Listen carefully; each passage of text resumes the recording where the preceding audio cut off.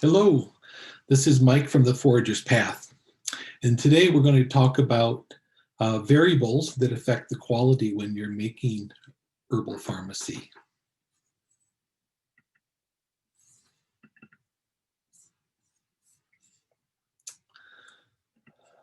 So the first variable is time, and within reason, the longer the better. And that means that when you have the herb in contact with the solvent, and the solvent may be water if you're making tea, it may be an alcohol water mix if you're making a tincture, it may be oil if you're doing an herbal oil infusion, it may be honey, it may be glycerin or vinegar, but the longer the herb is in contact with the solvent, the stronger it will be. Now, again, I say within reason. So if you're making tea and you're just using tea bags, usually 5 to 10 minutes is enough to get some kind of an extraction into your herbal infusion. If you want a stronger tea, we often do at least 30 minutes, and sometimes we do even overnight. It's not uncommon for herbalists to make their tea before they go to bed. They pour the hot water over the herb, and then let it sit overnight, and then they drink it the following day. And that 8 to 12 hours of steeping leads to a very strong herbal tea. Now, when you're making tinctures and you're soaking, you're macerating the herb in this water alcohol solvent, why the textbook length is 2 weeks. But in reality, a lot of herbalists will do it maybe 4 to 6 weeks, sometimes even up to 6 months. And it's not uncommon for when I'm making tinctures in the summer with herbs that I harvest in the summer, then I may just leave them in their alcohol solution until I need them for the winter cold and flu season in November or December. So again, it's all within reason. The longer, the better, or the longer, the stronger. And then heat. One of the principles to remember is that heat increases movement. Just like when we are going to exercise, we say we're going to warm up, and the warming up means that we're increasing our blood flow, our blood circulation, our breathing. And so if you put hot water on an herb, it's going to extract more than if you put cold water on the herb. In the same way, if you have herbs soaking in oil, if you want to make a salve, why a warm oil will extract more than a cold oil. So number one was time, number two is heat, and then number three is going to be movement. Sometimes you can call this agitation. And agitation, if you're feeling agitated, it has kind of a negative connotation. But here, agitation is movement. So if you're stirring or shaking, or even with a decoction where you're simmering, the moving of the water increases the extraction.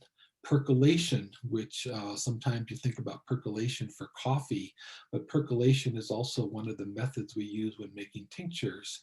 And so there's movement through the herb.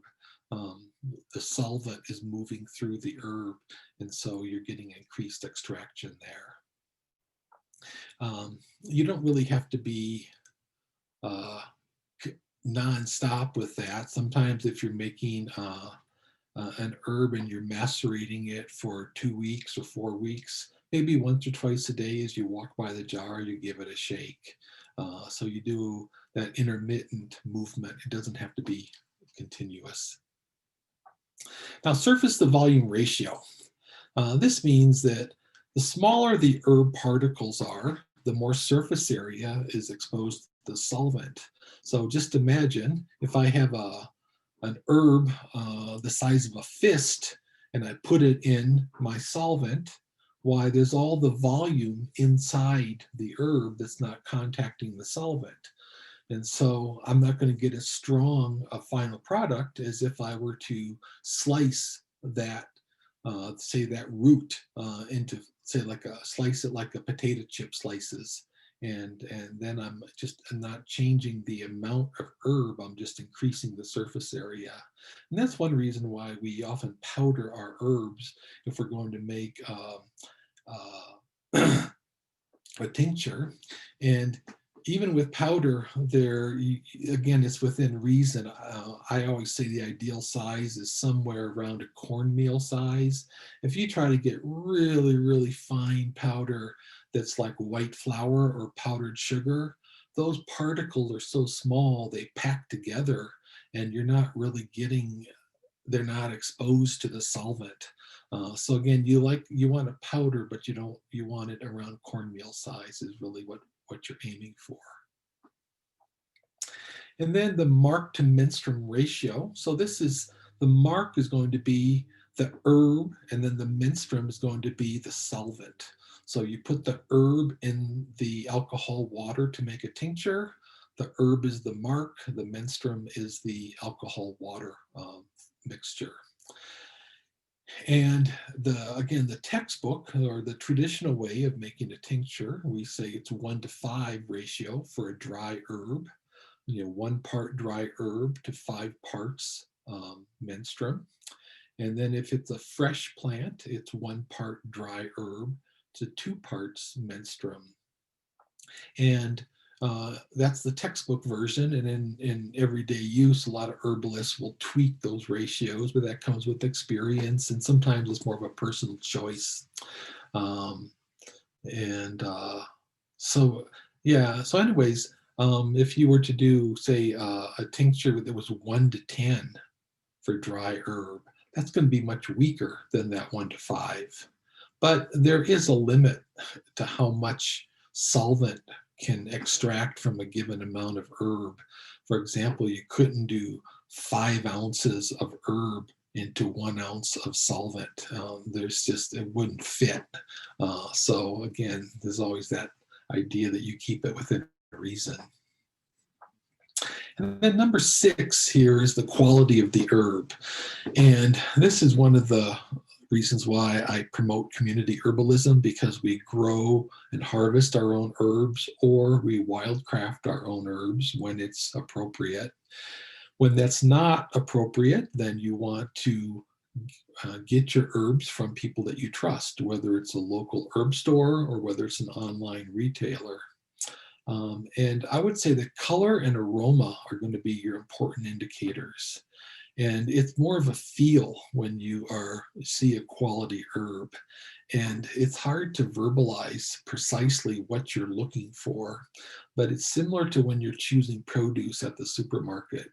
You don't always verbalize exactly why you chose a certain cucumber or melon or zucchini, but it looks vibrant. It looks like it has good nutrition.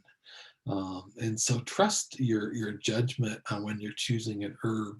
And I think all herbalists, at times we've gone and opened up a jar that's been on the back of the shelf for a while, and it looks more like the herb in the jar looks more like straw. It's just dried, it's lost its aroma, it's paled in color regardless of what the original color was, and it just doesn't look like it has any vibrancy or life force left. And that's when we need to send that herb to the compost pile.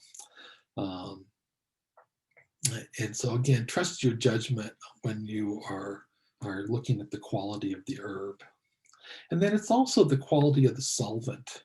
So the solvents are going to be water, alcohol, honey, vinegar, glycerin, and a carrier oil like olive oil or coconut oil. So you can get organic alcohol. Water should be the best water you can get, whether it's from a spring, whether you're buying it distilled, or whether you have a filter. Um, Again, you want to avoid that chlorinated tap water if possible. Oil, there's a lot of different kinds of oils, and ideally you want to get one that's unrefined and cold expeller pressed. But I want just to realize that not all oils are available in that way. So whatever oil you're using, get the best quality oil that you can. With honey, I like to go with local honey, and that isn't an absolute must. But if you have a relationship with a local beekeeper, um, it's important, to try to have those relationships, and just know that some of your supermarket honey has been watered down, and um, adulterated with sugar water, or other products that aren't, it's not completely honey. Um, so anyways, I just want to emphasize, get the best quality honey that you can. In the same way, if you're working with vinegar, uh, in the herb community, we use apple cider vinegar that still has the mother. It has um, that mother in the vinegar. It's kind of a cloudy aspect to the vinegar. You don't want it to be filtered. And then number 8 is the care and the mindset of the person who's making the herbal pharmacy. And so in a lot of traditional systems around the world, why when you're making an herbal product for yourself, your family, your clients, whoever is going to be using it, while you want to be in the right frame of mind, in the right atmosphere, in your home or in your lab, or in your school, wherever it is that you're making the pharmacy. Some people will pray or meditate or chant or sing either before they start making to get in that right frame of mind, or they may be doing it while they're making the medicine, or they may be having these songs or chants in the background playing while they're making the medicine. And at the very least, if you are the person making the herbal pharmacy, you want to be in a positive state of mind, not when you're angry or anxious or scared or feeling revenge. Also, when you're not hurried. It's like good cooking. There's fast food and then there's slow food, and the slow food is going to be much healthier and also more delicious. The same way when you're making herbal pharmacy, if you're not hurried, just enjoy the process. And you want to be able to focus on what you're doing without a distraction. And that means you don't multitask. You're not watching a movie and texting and um, doing different chores while you're trying to make lotion, or melding pine resin on the stove. And so just do one thing at a time, and that's really important. And I know that this isn't always easy for, especially say if you're a parent, especially a single parent, and you may need to wait until your children are in bed and do it late at night, or do it first thing in the morning, but find a time when there are no distractions or a minimum of distractions. And then lastly, it's really important to give thanks to the plant for the healing it provides us. One of my early teachers wrote a book called about herbal medicine called Gifts from the Earth. And that title has always stuck with me, as that these healing plants that we work with truly are gifts.